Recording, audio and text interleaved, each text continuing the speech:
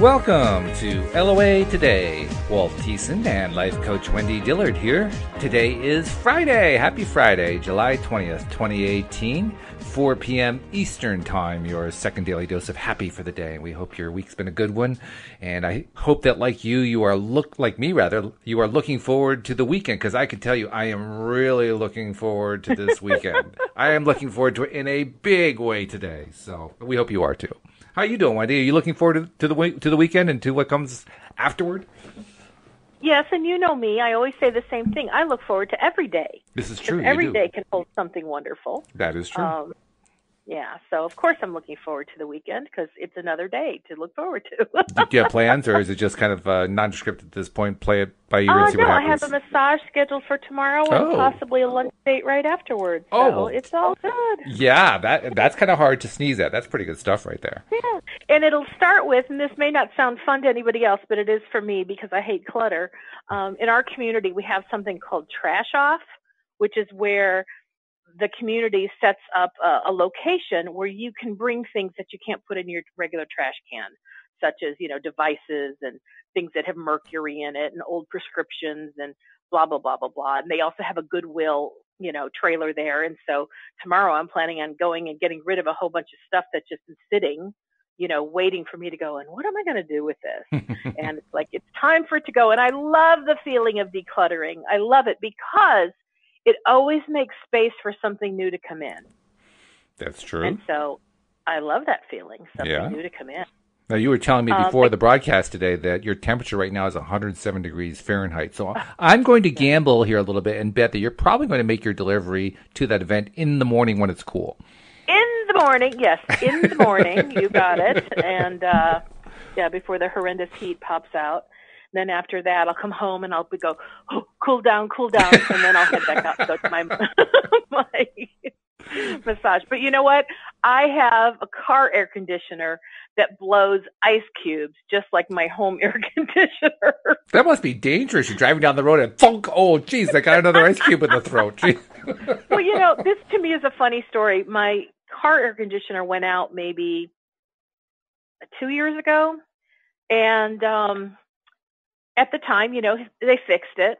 And I told them, I said, I want it to blow as cold as an air conditioner can blow. Mm-hmm. And so, the guy somebody I've worked with before, and he said, trust me, I've got it down to like 40 some degrees. And I'm like, oh, that's awesome.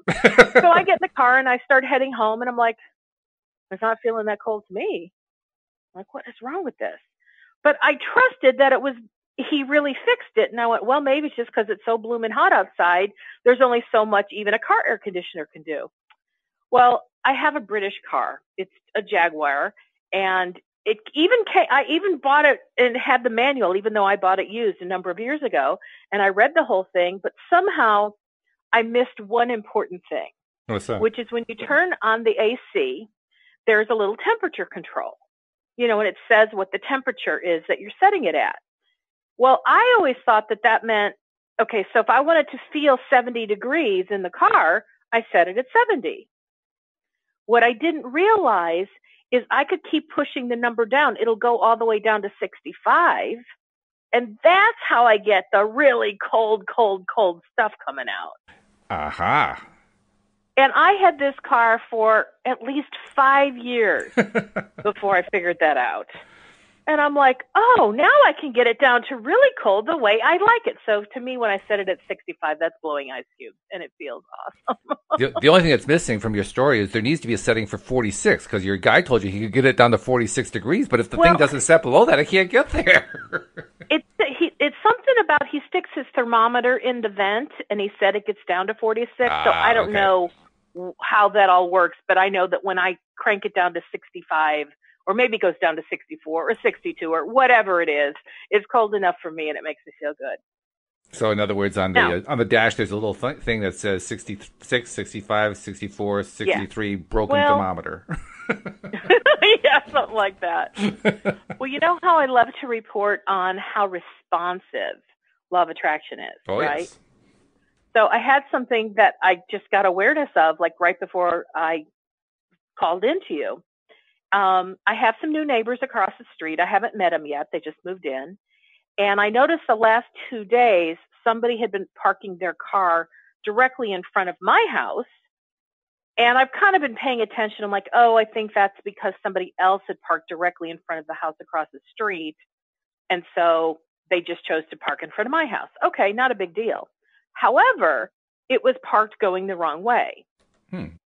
And in my town, if you park going the wrong way, you can get a ticket. And so I didn't think anything of it a couple of days ago, but then yesterday it happened again. And they were parked in front of my house going the wrong way. And I kept thinking, I'm tempted to handwrite a note, just letting them know, just being a kind neighbor, saying, hey, you may not be aware of it, but in this city, you can be ticketed for parking the wrong way. And I kept thinking it, and I kept going, is there a better way to say it? I don't want to come across like a jerk. I want to make sure that they recognize that I'm really just trying to be, a good citizen and a good neighbor. And I was really thinking about this. I don't know why I spend so much time on this, but I do. Well, that's nice. And before I knew it, they had already left. And I'm like, oh well, such is life. There you go. So a little while ago, right before the show, I looked.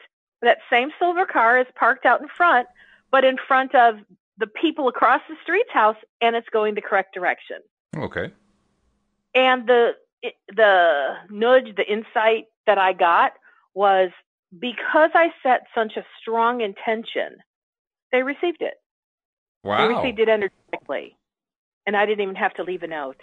Now, we've talked about this. We've talked about our ability to influence others, excuse me, not to control others, but to influence others with our thoughts and our feelings and our alignment. And it sounds like you just demonstrated it.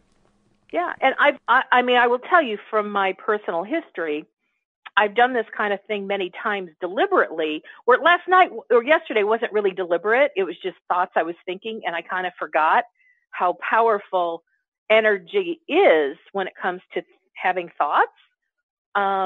But there have been people that, let's say I'm having some kind of a row with somebody in my life where we're just fighting and things are really tense.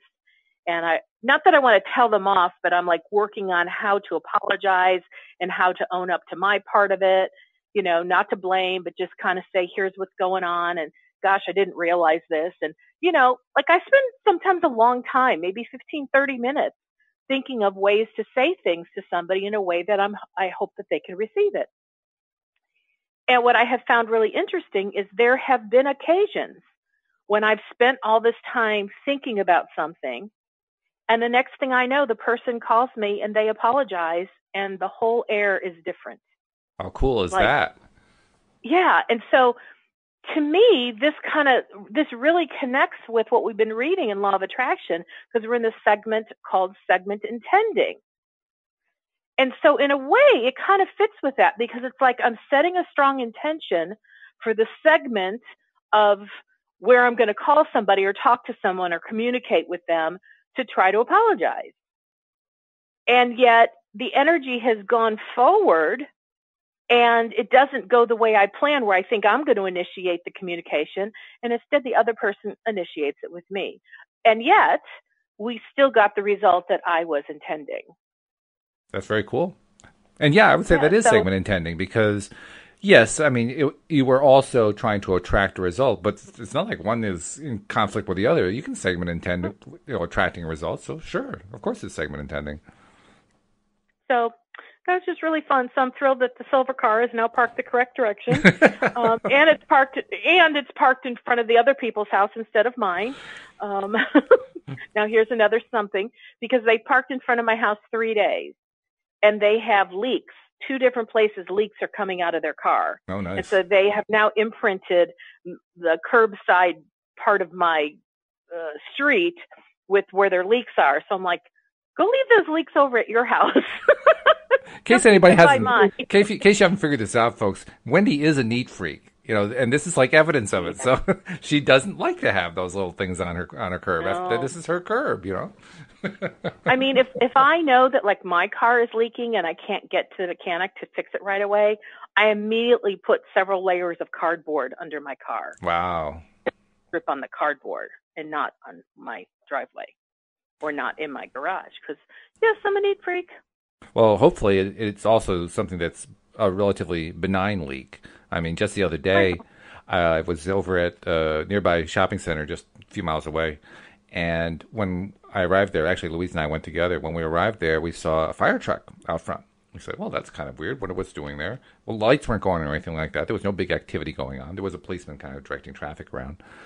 And it turned out that the truck was there because their job was to put sand or some sort of non-combustible substance under a car, which suggested to me there was a fuel leak. And obviously a fuel leak could lead to a fire, so they were trying to, avoid a fire, which was, very commendable. We certainly don't want a fire in a parking lot. But it also made me think, well, if he or she, whoever owned that car, could have had a fuel leak, I wonder if the person who was across the street from you might have had a fuel leak. I mean, it's not the only possibility. There's also coolant and there's oil. I mean, there are a few things that could happen, brake fluid. But did occur to me, it could be a fuel leak. Don't know. So now I'm staring out my window and I'm setting a new intention that they will pay attention to the leak marks in front of my house and they'll remind themselves, hey, those are the places that I parked. I need to go check my car and see if there's any fluids that are leaking. Nice. Very good. Yeah. So thank you for that. You're welcome. Nice kick save and a beauty, as they say in hockey. That was a beauty. That was really good. So let's see. Are we done with updates? I mean, sometimes our updates go on for hours on end, it seems. But are we done with updates? Well, I could give one more. Oh, okay. I always have another one in me. So last night I worked with a client, and we had a wonderful session together. And there were some things at the end that were said, and it was nothing like that was bad. But when I got off the phone, I started to realize I was feeling really uncomfortable. And this might sound really extreme, but sometimes I do extreme because I can be quite dramatic with myself. I just don't usually say these things out loud, but here I am saying it out loud. But my thought was, I don't want to coach anymore. Yeah, I don't like how this feels. Yeah, wow. If I wasn't coaching, I wouldn't feel this way. And I hear myself because that's like talk about drama queen. And then I go, really, Wendy? Okay, let's use my tools. Let's use the advice that I give on the show and feel. What does this feel like? What is this about? And so I kind of sat with it a while and nothing was really popping, which didn't surprise me because I was not in a good emotional space. Makes a difference. And when I'm not in a good emotional place, I can't receive really light, wonderful, responses. Sure. So I just, I allowed myself to know, okay, I'm not in a great place right now, but I know that I'll let go of this. I know I will because I've been through this multiple times and, we'll see what happens. So I go to sleep and I get up in the middle of the night and, in the middle of the night, you've let go of all resistance and some thoughts just start popping in. And I was like, oh, okay, I'm seeing this differently. And that's what I was looking for. I was looking for a new way to view the situation last night that caused me to view it in a really dismal, dark way. And I went, okay, well, I hadn't thought about that. Well, this is something I could do differently. This is really cool. This is great insight. Then I went back to sleep. And then it was time to wake up when my alarm went off. And I kind of went right back into that same place. And I started feeling so appreciative for what had happened the night before. And even that I let myself go into a really dark place because that dark place gave birth to a new idea of something I can do when I start with new coaching clients that I think will really set us up for even better success. Okay. And I wouldn't have thought about it had yesterday not occurred. That's interesting because what you're saying is you went in with one intention. I mean, you kind of went in with the idea, I want to get at the bottom, whatever this bad feeling thing is. And what you came out with was a new technique for improving the coaching. It didn't actually address the point that you originally raised, but it was still very helpful to you. Well, in a way, and I'll say why I do believe it addressed it, is because I was in a negative space and I wanted to get to a better feeling place. And how I got there was seeing a new twist on the thinking I had before. Okay. So in other words, I did not, and I'll just say what it is. This is a new client, and I did not set a framework for how we would coach together. Now, in a sense, I thought we did that. We had a really long, extended free consultation. And I kind of felt like we had already talked about how we were going to work together. But for like just a few moments at the beginning of our call, it felt a little stilted because I was ready for her to just jump into whatever she wanted to talk about. And she kind of said, oh, well, how do you want to get us started? You want me to just jump in? And I said, yeah, it's your call. Go for it. So she did. But before she did, she said, okay, I want to talk about 3 things. Number 1, number 2, number 3. And I went, okay, great. So she started with number 1. And then that kind of led into number 2. And then I looked at the time and I said, okay, we have X amount of time left. Are you ready to start on number 3? And she went, yeah. So we did. And then when we finished number 3, she didn't like the direction it took us. Which, you know what? Everybody has resistance, and that's okay. And that's actually part of the process. So that doesn't offend me at all if they don't like where we landed with it. It's their stuff, and it's for them to think through. And I gave her all sorts of great tools. Mm-hmm. But I didn't like how that felt, because it's like we had number 1 was awesome, number 2 was awesome, and then number 3 was like, it didn't end in my favorite way. Right. Even though, I mean, I left her with lots of positive encouragement, and she really liked that, and that was good. But I went, how did that happen? Why did that happen? And it even felt weird to me in the very beginning, like there was no, hi, how are you? And like small talk to kind of ease us in. And so I was just kind of looking at all that, and it just felt uncomfortable to me as I really thought back on it. It just felt really uncomfortable, and that's where I kind of stayed stuck in it for a little while. But the shift was, it's not that anything that we talked about was inappropriate or wrong, or that I was taking her down the wrong road, or that she was so resistant she wouldn't receive it. Mm-hmm. It was like it just didn't land in the happy place that I'd like it to go. And as I was thinking about it, and as the ideas came in during the night, it was perhaps if I set the frame around this is what we're going to do, and this is how I work, and, you know, if something doesn't feel right, let's say this, and let's, you know, because I realize she's a fast talker from New York, fast talker. And not that I can't hear fast, because I can, but what I recognize is when someone talks really fast, they're often in their head. And I wanted to get her into her feelings. So I was saying, okay, let's breathe. And we did. And then I got her into her feelings. But within a few seconds, boom, she was off and running at New York speed again.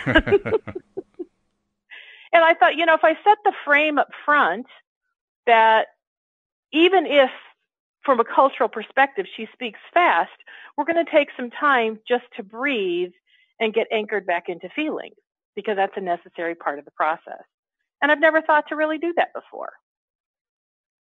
That's probably a good thing. I really like that. So, because sometimes it was, I needed to jump in, or I felt I was ready to jump in, but there was no place to enter. There was no on-ramp. She was speeding at 100 miles an hour going down the highway, and I had no on-ramp. Well, it makes sense. I mean, there's a reason why they call it a New York minute. It's real quick.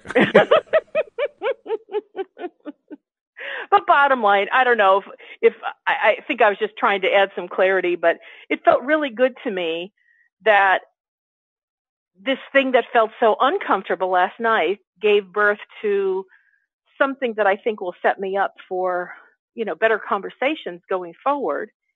And even though I've never really had to do that in the past, and my other coaching situations have gone beautifully, I still think that this could be something that could improve everything going forward. So well, good. I love it when improvements come without me even trying to go, how can I improve this? Yeah, right. It just happens. Well, that's good. Yeah. Actually, your story kind of reminded me of something. Back in the 1980s, I needed to, I had not completely broken away from home. I'd sort of broken away, and then I'd kind of gotten followed, and then I followed them, and you know, it was just one of those things that I never really completely made the break, and I knew I needed to. I was in my middle to late 20s, and was like, wait, no, I got to get out of here. So I moved across country. I moved from Connecticut to Oregon.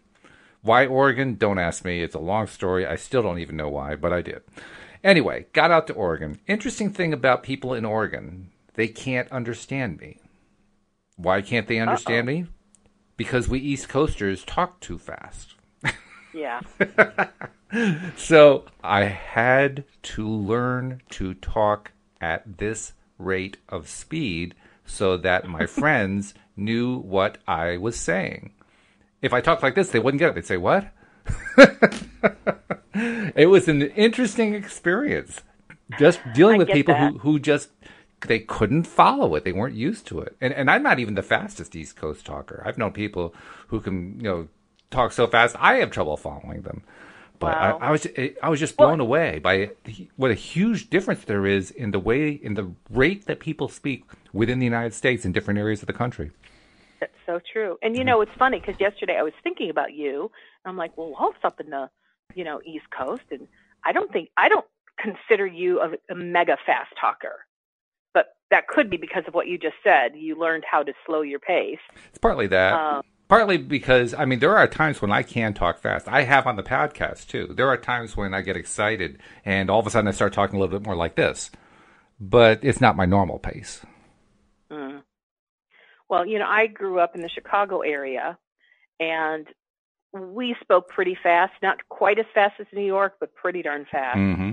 And when I moved down to Texas some 30-plus years ago, I recognized that I had a hard time building rapport with people here, because they would have that deer in the headlight look because I was talking much too fast for them. Yeah. So the same experience I had. Yeah. So I learned to slow my roll. Mm-hmm. And now I find it interesting when I talk to someone who's a much faster talker than me, I have to really pick up my speed. I have to really tune my ear because that's not as common to me anymore. But I'm like, wow, I used to talk like that. Yeah, I hear you. Well, plus, when you talk that fast, there is an energy that goes along with it. It's not a calm energy. It's a frenetic energy. Racing. Yeah, very much of a racing energy. And it's not terribly comfortable. That's one of the reasons why when people go to visit New York City, for instance, it's such an exciting city. There's a whole lot of energy because of all these people all in one place. And it's very intense energy. It's so intense that most visitors, not all, most visitors find that they can handle it in doses. And the typical feeling is, it's a great place to visit, but I wouldn't want to live there. And that's why. It's because that energy is so intense. That was totally my experience. I've been there several times. Okay, so you know exactly what I mean. And that's the way I feel. I grew up in the Northeast, and when I went to New York City, it was too intense for me. I couldn't handle it. Wow. Yeah. Yeah, when I think about, if I were to leave Texas, where would I want to go? And it would be to some place that has a calm effect. Now, I'm not really a water person, so I'm not looking for a beach, but some place where, I don't know, maybe rural, where I can't even see my closest neighbor, where, I have a bunch of ducks and cows and chickens and horses on the property. I could handle their speed. Well, they sang about that in Oklahoma. Maybe you want to move to Oklahoma. I don't know. Not quite. Okay. I've been to Oklahoma a number of times, too. Well, we will not say any more. We will not say any more. But, it is interesting how different we all are culturally. It causes me to think, so does the law of attraction have to speed up or slow down depending on where somebody lives? That's an interesting question. I wonder if Abraham has ever been asked that one. That is funny. I don't know. I don't remember where Esther Hicks is actually from originally. I don't know that she's from Texas. Well, I know think Jerry was not. She and Jerry lived in California for some time, didn't they? Yeah, and they also lived in Arizona. Mm-hmm. And I don't remember, but she talks fast to me. Okay. I find her to be a very comfortable speed, so it shows how perception varies from one person to the next. Well, it's I think if we were having everyday chit-chat conversation, I think her speed is quite adequate. But when she's talking about things that are really deep concepts, I find it necessary to have somebody talk a little bit slower so you can grasp the concept better. Okay. Well, that makes sense. But that's my things. Now, me as a primary visual, when I listen to somebody, when I listen to their words, I turn their words into pictures. Now, you're an auditory, so you don't have to do any translation to hear somebody, because Esther is also an auditory. Oh, is she? She speaks in auditory tone and auditory patter. Yeah. Okay. I hadn't thought of that, but that's interesting. Yeah. So auditories are able to listen to auditories beautifully, just like visuals can, understand other visuals beautifully. Because if I'm with somebody in person and somebody's arms are flailing, they're visual. They're in high visual. And I'm actually following the energy of where their arms are flailing as much as I'm listening to their words. It all creates the story for me. It all creates the picture. Well, Louise is more of a visual, and I remember when we first were getting to know each other, we would make fun of each other in a sense. Not make fun, but we would laugh at the fact that when she would say something, "Do you see what I mean?" I would say, "Yeah, I hear you." And not everybody catches those little nuances No. that I do. Or they say, "Do you feel what I mean?" That's a person who's kinesthetic. Yeah. They're a touchy-feely kind of person. Mm-hmm. And I actually had to learn how to do that when I was married because my husband was kinesthetic. Oh. And so I had to turn my visual language into feeling language, and then we connected much better because he didn't know how to translate into a different modality language, but I did. And so because I was the one who was skilled at it, I'm the one who I changed my languaging to fit his style. But it worked. Well, hey, as long as it works, that's the main thing. It's like, what do you feel like eating for dinner? Instead of, That's a funny thing to say. I mean, it just sounds so funny to me. And you know what? It sounds so normal to me because I've said it gazillions of times. What do you feel like eating? Or what do you see yourself eating? What do you hear yourself, wanting to cook? Oh, that's funny.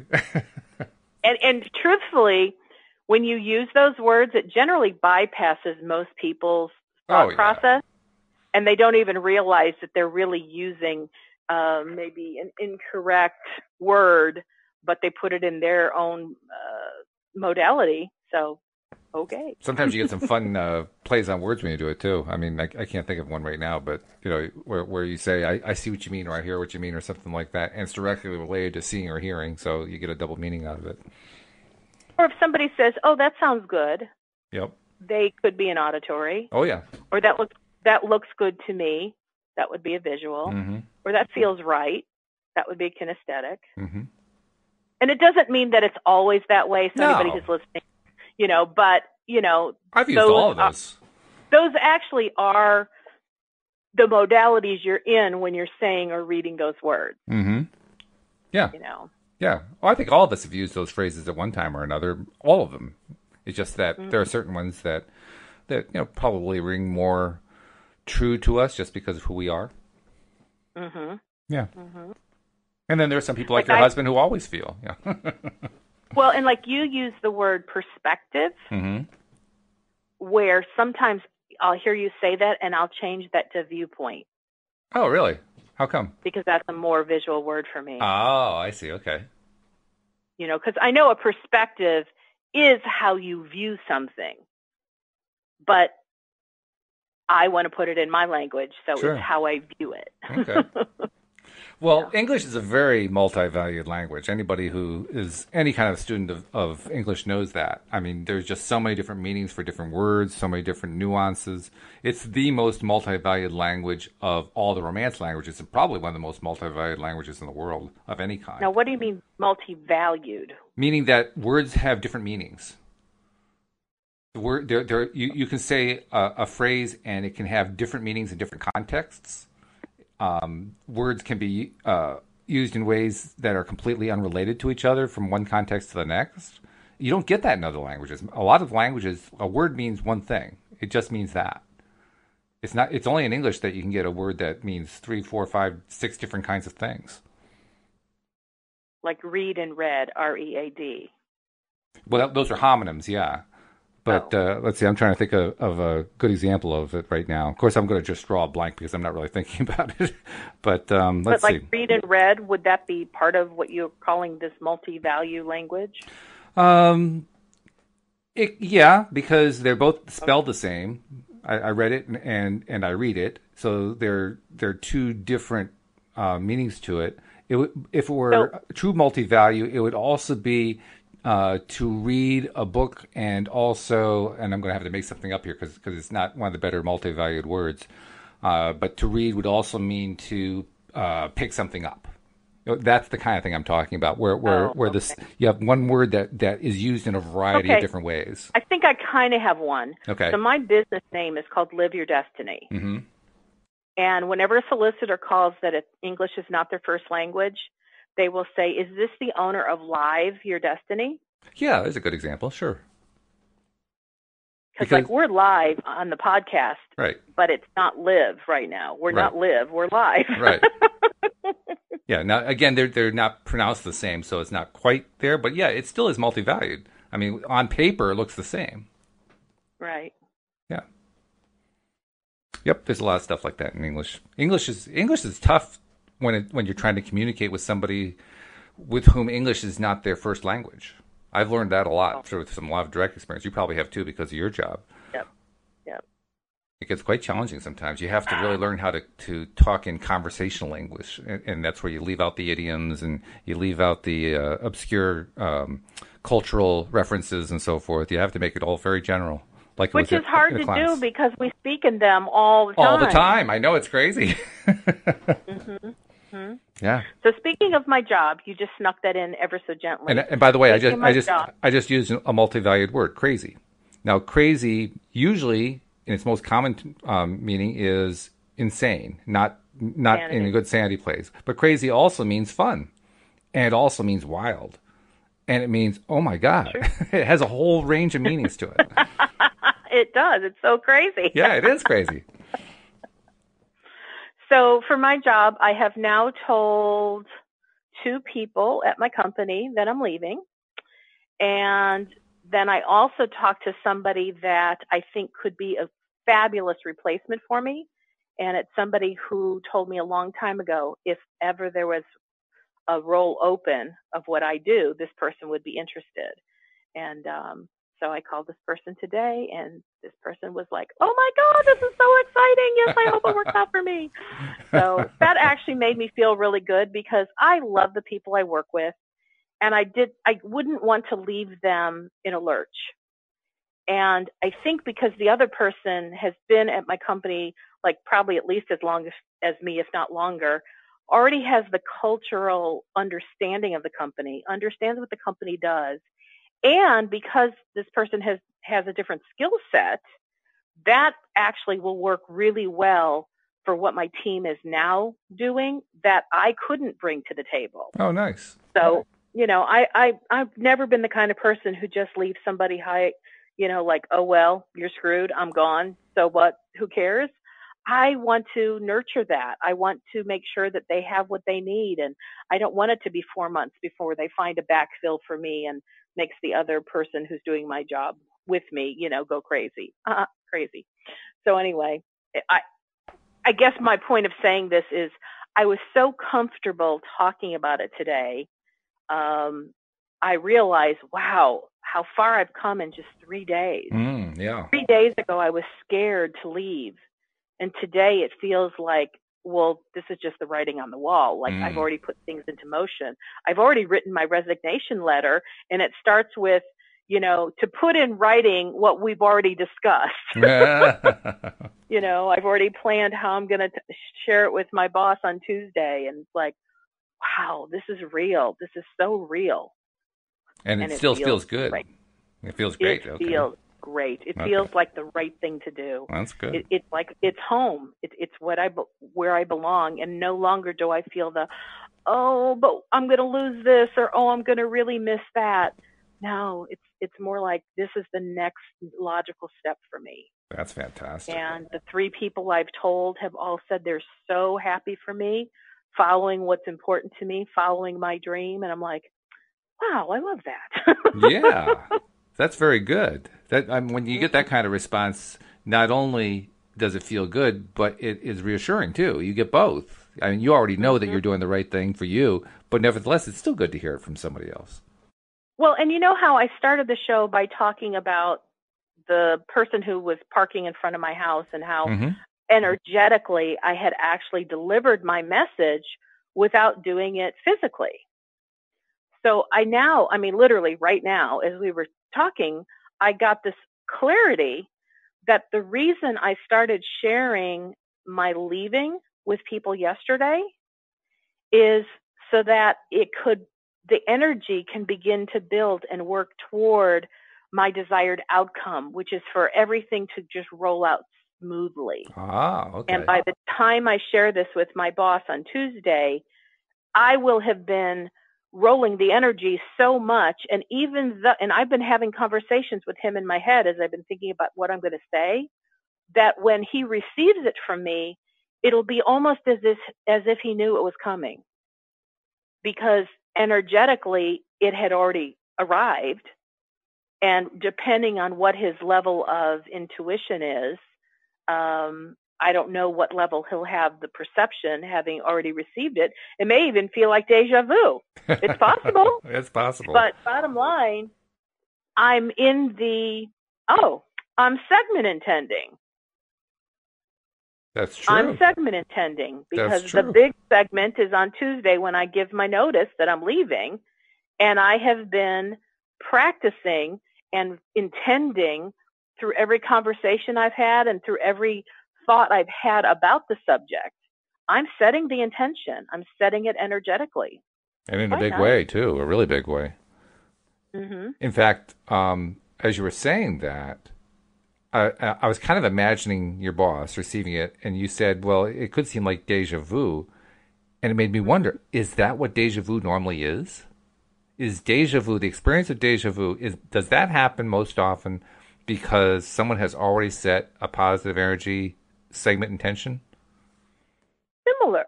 That's really close. Here's what I've heard Abraham say, that when you experience deja vu, it's because you have already experienced the energetic manifestation on an energetic level.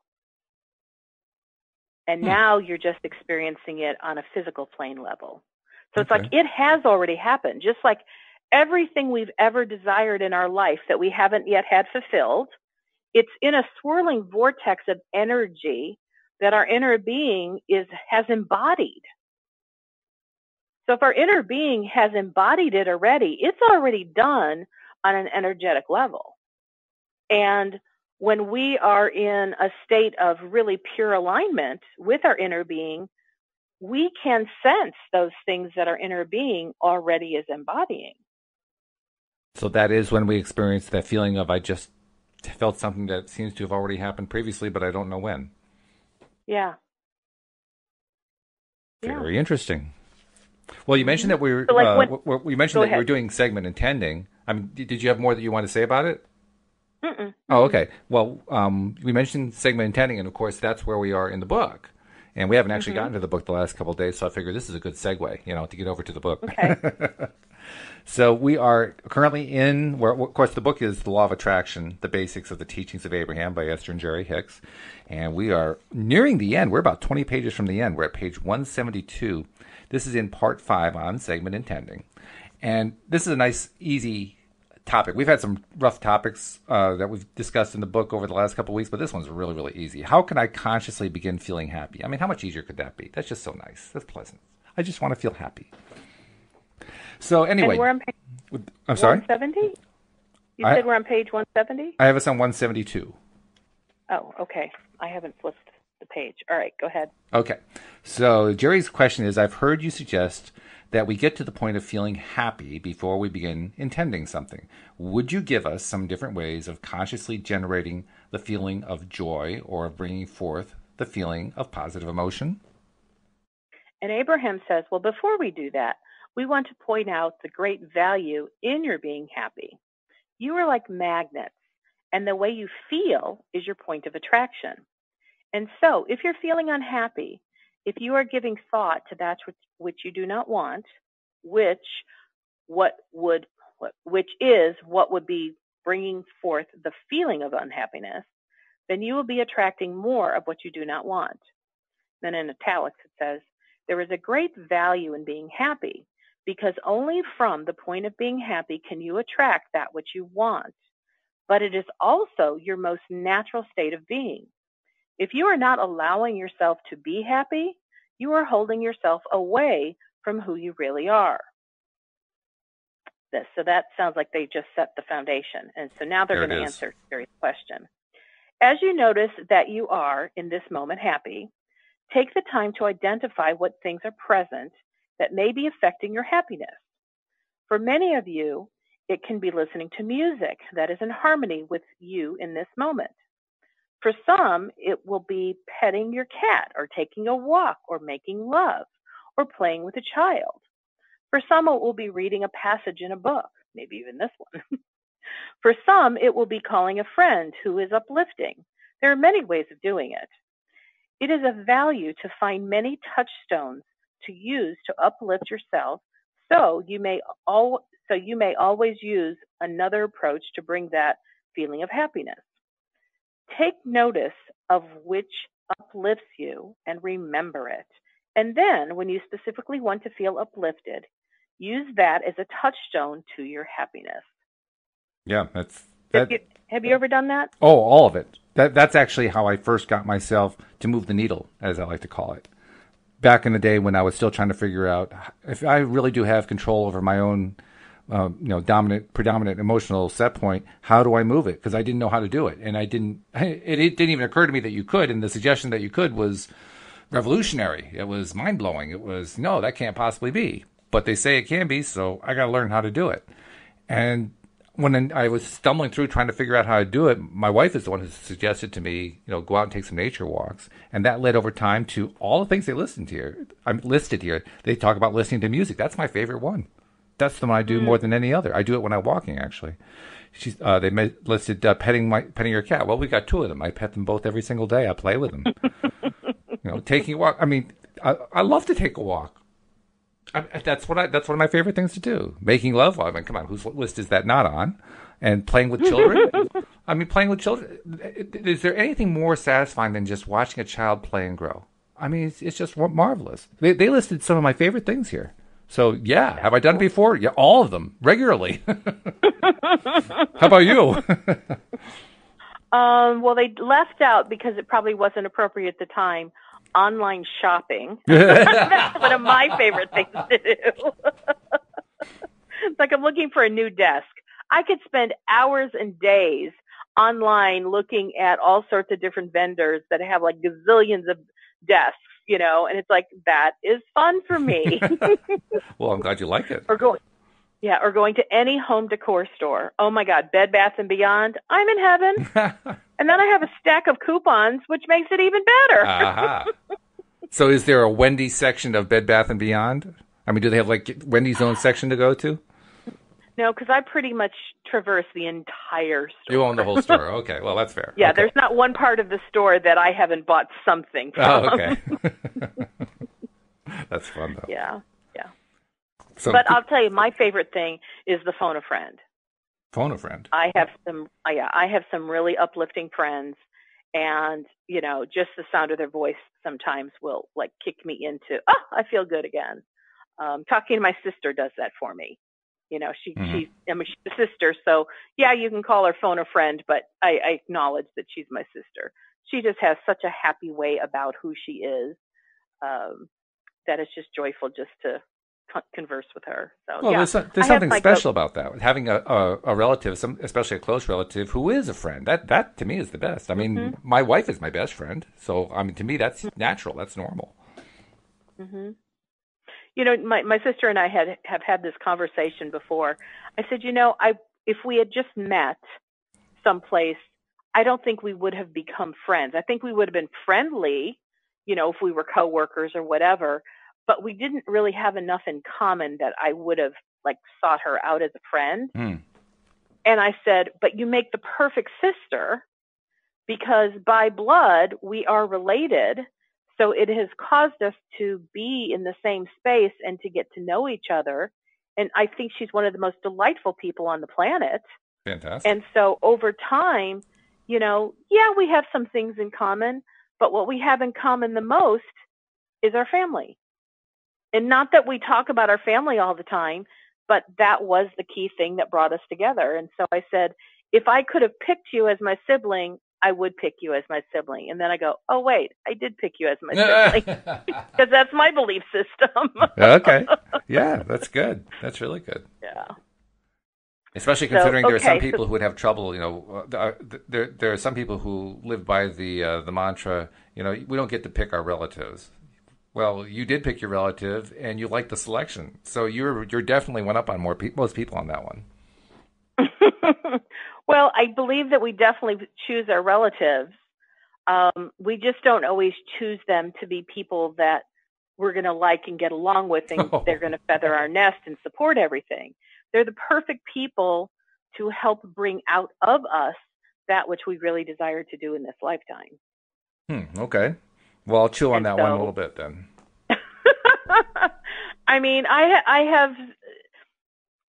not going to take the time to do it here, but it's like I could go through my parents and my siblings and tell you specific things that I have gained because of them being in my life, but it's not like it came because it was easy.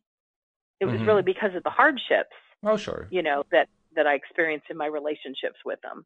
Okay. And my little sister is probably the only one that defies that rule of 6 people in my family. It's very few hardships with her. Almost everything has just been a pure delight. Oh, okay. All right. The only silly story I tell is because there's 10 years difference between us, and I'd want to have my friends over in my room and close the door, and my little sister was always listening outside the door. And I could just hear her rustling and making noise and trying to be really quiet, but she wasn't just quiet enough, and it would just irritate me because it's like I couldn't have any privacy. Yeah, oh sure. But that's just a sibling kind of story. It's not like it was some big deal. It was really because she loved me so much and wanted to be around me. So, how can you really get mad at that? Yeah, that's true. Well, you mentioned the fact that we may pick relatives for reasons not having to do with, I just like being around them. Maybe there's things that they stimulate in us. And I think that's kind of what they're addressing in the next section of the book. So why don't we go there?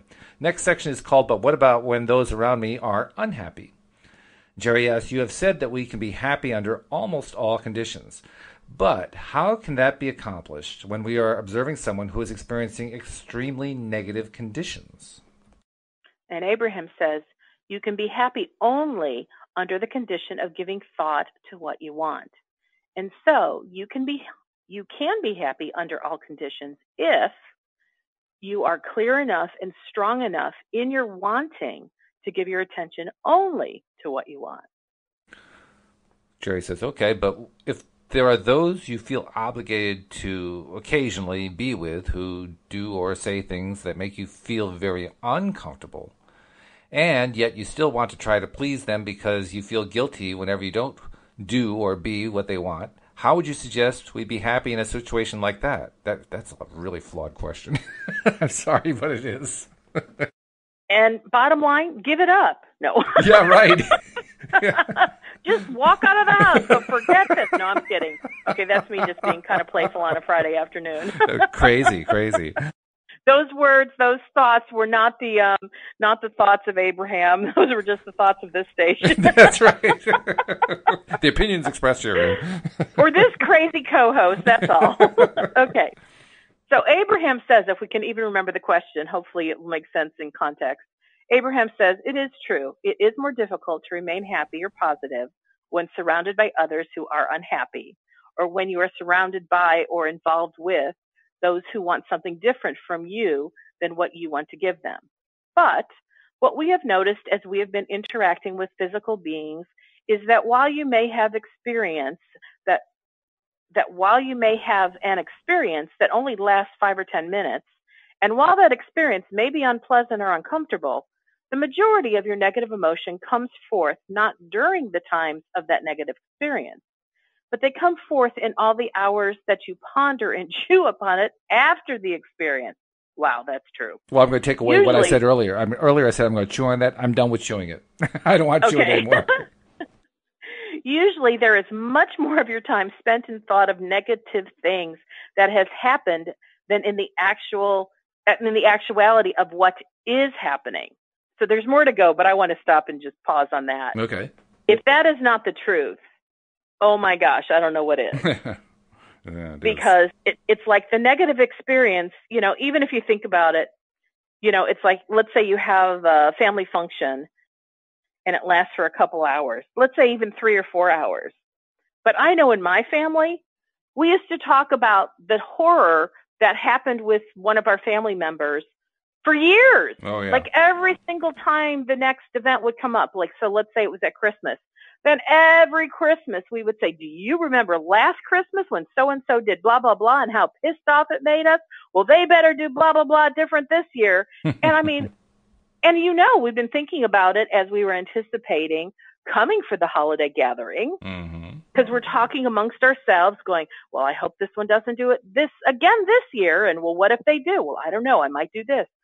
So yeah, the event happens once and then we allow it to live on to infinitum if we choose to, because we keep talking about it over and over and over and over. Oh, absolutely. In fact, I can think of a story that it isn't a story of people getting mad, but it is a story of how the story recurs. Because there was one particular year when Louise and I were still living in Virginia, and we were visiting my parents, who lived south of us about 2 hours away. And there was a family gathering there. I think it was Thanksgiving or something like that. But anyway, Louise decided to make a lemon meringue pie. And she decided to make it making the meringue on site in my mom's kitchen so that it could be really, really fresh, fresh whipped cream and all that stuff. So we got there, and my niece Michaela, who's getting married in September, as it turns out, she was quite a bit younger at that point. And Louise asked her, you want to come help make the pie with me and make the meringue? And Michaela said, sure, okay. So they go in the kitchen, and there's a lot of noise, and they're doing stuff in there. We're talking out in the living room. And then all of a sudden, Louise calls out from the kitchen, Marvin, my mom's name is Marvin. Marvin, the white powder in the glass peanut butter jar without the label, is that salt? And Mom says, yeah, that's salt. And Louise says, oh no. She thought it was sugar. Flour? She thought it was sugar. Sugar. So lemon meringue pie became what we call lemon marine pie. And it's a funny story to this day. Oh, do you remember the year we had the lemon marine pie? You know what the best part was? She served us slices anyway. We didn't realize it until after the slices had been served. And my brother ate it and heard that it was lemon marine pie and said, I still like it. It tastes good. Now, you're right. That is a fun story that's worth retelling over and over and over because it brings so much joy and laughter. Most family dramatic stories don't go quite as humorously as that one. No. And so here's what Abraham says to do. Okay. They said the majority of your negative emotion could be eliminated if in those times when you are alone, you would focus upon what you now want to think about. And then in those briefer encounters, in those smaller parts of your life experience where you are actually being harassed by another, you will grow stronger in your ability to not notice the harassment so much. And in time, the law of attraction will not bring you to those experiences because those thoughts will no longer be active within you. And one way to do that is to laugh at it rather than to get upset about it. This is true. And like in my family, for as long as I can remember, I was called weird. And it was not said in a kind way. Oh. It was more like, you're weird. Mm-hmm. And of course, it was meant to make me feel bad. Sure. And when I was younger and much more easily influenced by how my family treated me, it did make me feel really bad. And then, that just continued. That was just kind of a common thing and it was usually my other two sisters, one in particular, not the little one that I love so much and get along with great, but she would jump on the bandwagon with the other one. So then it became the two of them ganging up on me, which is kind of funny since I was the older sister. But nonetheless. It was a tag team match, yeah. They would just kind of go at it. Just like, you are just so weird. Like, what's with you, Wendy? You are weird. You're weird, Wendy. Mm-hmm. And for a long time, that really hurt me. Sure. And then as I got older, I started to recognize how that which others called weird really was setting me apart and making me quite unique in my career. Mm-hmm. And when my sisters were with me, it was a birthday party for myself. I was 31, and I had a whole bunch of my friends from that I knew through the costuming world and through theater, and they were all there. And my two sisters, they kind of felt like fish out of water because they didn't really know anybody except each other and me. And so I saw them just kind of like amongst themselves. I'm like, what's up with you? And like, you're just weird. I mean, look at your socks. You have weird socks. Okay. I had socks that were glittery. And I looked at them, and it was kind of like there was something in me that said, you know what, I'm 31 years old today, and I'm not going to put up with this anymore. And I just looked at them, and I said, you know what? My weirdness that you call, let's say, my socks is a fashion statement. I said, I happen to be in an industry where, because of how I put clothes together, has created quite a nice living for me. And I'm actually well sought out by other people who are looking for a costume designer because they like my style of weird. So I said, maybe weird might be a bad thing to you, but weird is what gets me hired. And some of my friends heard me, and my sisters could kind of tell that, like, people had kind of stopped talking and were just leaving space for me to speak what I was speaking. And none of my friends, like, made a big deal about it. They just let that be there between me and my sisters. But from that point forward, my little sisters, they still called me weird, but how they did it changed. Oh, nice. And now here we are, you know, many decades later, and now my little sister calls me weird, and we just laugh about it. Well, that's good. Because I'm like, yeah, I am weird. And I said, you know what? You've become really weird like me, too. And she goes, I know. And now we think weird is totally fun. Well, it's funny you should mention that, because when you're in school, in a traditional school, where everybody of the same age is in the same grade, so to speak, so you take all your classes together, there's that homogeneity that they try to establish in traditional education. When you're in that environment, there is a lot of pressure to conform, to be like everybody else. You don't want to be singled out as weird, because that makes you the focus of everybody's teasing and ill-mannered treatment and so on and so forth. And then you go to the school reunion some 40 years later, and now it's all about how all people did all these different things in their lives. All of the old stuff disappeared. What was so important when we were young disappeared when we grew up. And, you know, what Abraham is saying here is they started out saying, so when you're in your private time, when you're alone, instead of rehashing that uncomfortable situation and spinning that around in your head more and more and more, instead, look for a way that you can view it where it feels better. And as you do that more, you'll get stronger and stronger in that new belief, position, thought. So then when others do start to haze you a little bit because of whatever, it just doesn't affect you nearly as much. And they said until it gets to the point that those circumstances just won't even be attracted by you anymore. And that's kind of what happened with the weird thing. It's like when it hurt my feelings, because that was something that I was focused on, that this weird thing hurts my feelings. Law of attraction brought more people calling me weird. It did.